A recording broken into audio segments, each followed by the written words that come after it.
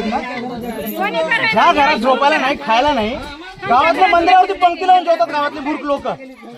ही आपदा अजून परत येणार आहे, ही आपदा परत येणार आहे। सांगून गेले कलेक्टर साहेब ह्या गावात ह्या गल्लीमध्ये 20 घर आहेत, 20 घराला अगोदर तुम्ही दिलं पाहिजे की नाही? आपण बसू जास्त नकोय, 8 दिवसाची झोपायची व्यवस्था आणि 8 दिवस खायचं करा। आम्हाला गरज नाहीये, आम्ही शेतकऱ्याच्या अवलादी आहोत। आम्ही 8 दिवसानंतर आम्ही अजून उभा करू शकतो, हा अजून 8 दिवसानंतर उभा करू शकतो।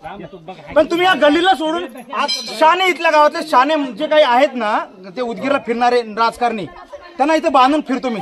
राजकारण करायचं म्हटलं तर अरे आपदा आहे, राजकारण नाही केलं पाहिजे।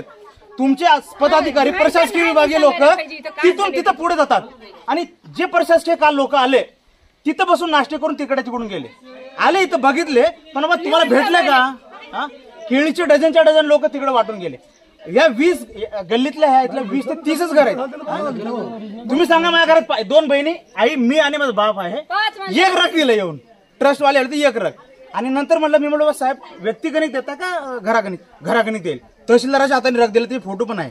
तहसीलदार म्हणलो सर ह्या भिजलेल्या घरामध्ये एक पण नाही, गादी गोदी सगळंच काय भिजलेलं आहे, रग सुद्धा आहेत। ओके, मी त्या 80 रुपयाची किंमत नाही बोलत, त्याने दिले प्रेमाने तरी चांगली गोष्ट आहे, पण कमीत कमी 2-3 तरी द्या। माणसं एका रगामध्ये दोघं झोपले पाहिजे। जे उरलेले रग आहेत त्या मधल्या गलीत वाटल्या, ज्या घरामध्ये सगळ्या गोष्टी आहेत कोरडा आहेत त्या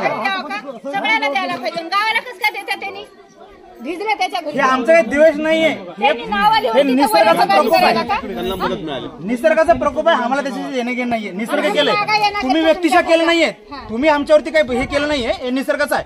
पण तुम्ही जर 4 वस्तीत राहताय, तालुक्याला जिल्ह्याला राहताय, तुम्ही मदत म्हणून जर येत असाल तर करा। हा व्यक्ती म्हणतो चहा प्यायला, कोण आहे तो आपला